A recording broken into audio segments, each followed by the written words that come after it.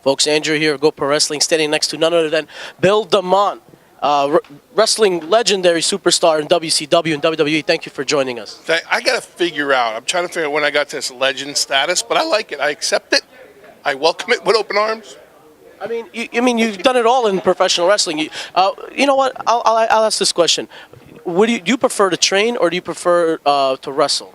I think how it started for me was I love wrestling. I didn't come from it. I trained to be part of it, but I'm fascinated still being in the ring. So I think I prefer now because I can still go out, and do matches here and there. I think. Wishful thinking, maybe, but in great shape. I'm 52 years old, thank you. But I prefer the training part. That's my thing. That's always been my thing. That's how I got the reputation I got. It's how everything's happened. The Tough Enoughs and the Performance Center and everything else, just taking over the system. Whatever happened to Jonah? Do you still talk to him at all? No, the guy fell off the. He had a lot of potential. He had a ton of potential, but. The thing is, potential gets you in the door, right? But I think Jonah got a taste of what it actually would be like if there was no cameras following him and stuff like that. And he said, nah. And that's what happens. That the show is great, but the show is just that. It's a show. And you're going to get some great TV out of it, but far and few between do you see the guys that stick it out.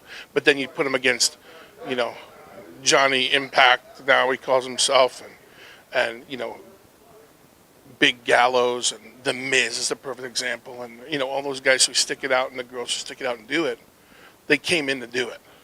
I think Tough Enough was the first time that, because you didn't cut a lot of promos, they didn't give you the chance to, but in Tough Enough you got the opportunity, people got to see your personality shine through mentoring and training a lot of these young guys. I mean, was that your favorite part of Tough Enough? No, because I got fired on my first season of Tough Enough. I got called into an office, and they fired Hugh Morris. And I sat there on this conference call going, well, how did that happen? I've been here for like 3 days and already I've been fired. And they said, we want Bill DeMott. Because it's Bill DeMott. It's that talking. And it goes back to promo class and Dusty Rhodes, who said it every day.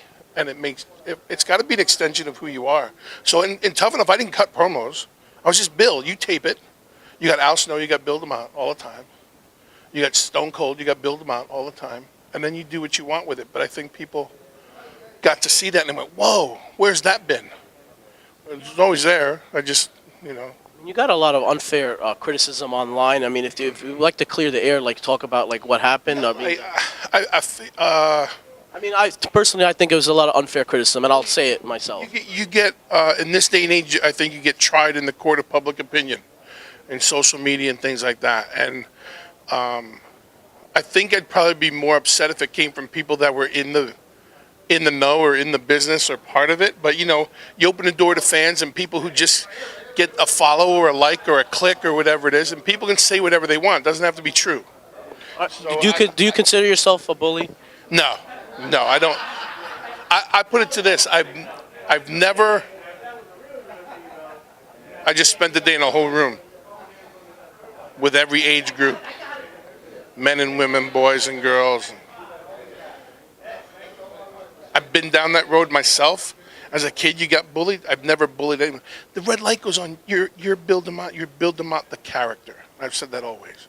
And if I'm getting, so if you want to talk in wrestling terms, if I got tried in the court of public opinion for the perception of Bill DeMott, at the end of the day, I did my job. What is the biggest misconception about Bill DeMott?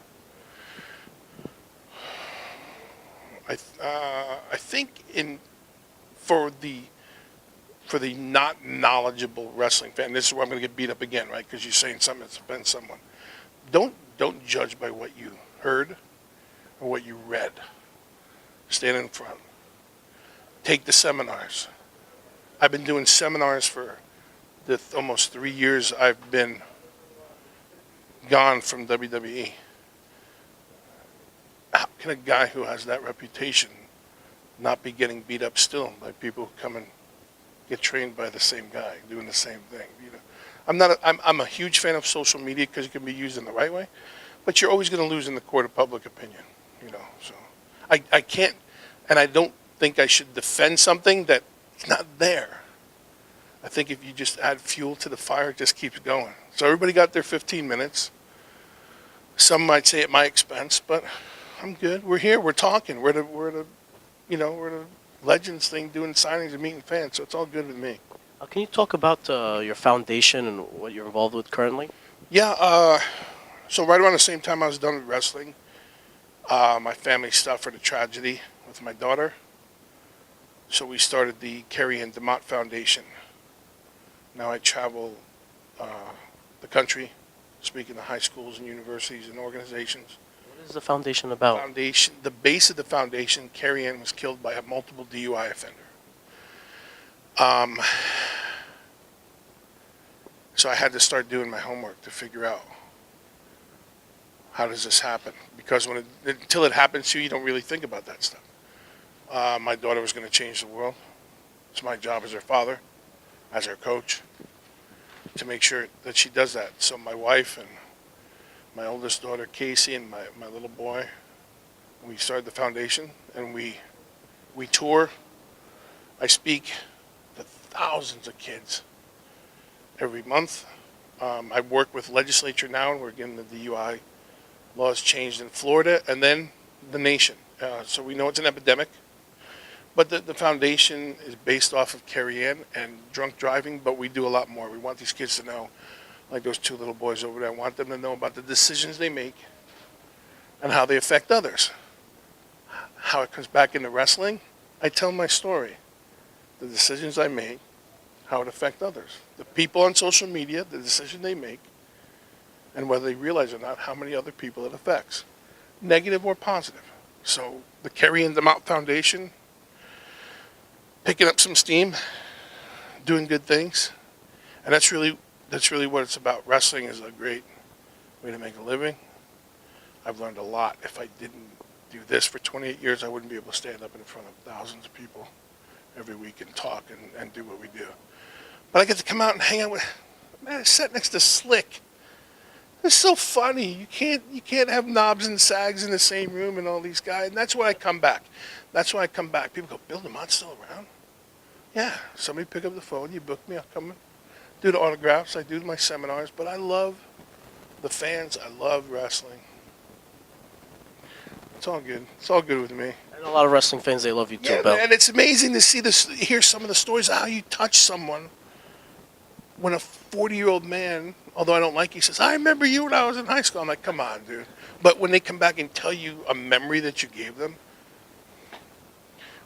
everything else is all good, man. My favorite of yours is when you were the first one in the Invasion angle. You were the first one, you came out. And I don't know if a lot of people remember that. I know you do. Yeah. No, I think I was the second, right? Lance Storm. No, you were the first. First, I was ahead of Lance. Is this on tape? Yeah. That's right, Lance. You followed me. And I hurt people. Thank you so much for your time. Thank you, bro. Appreciate it.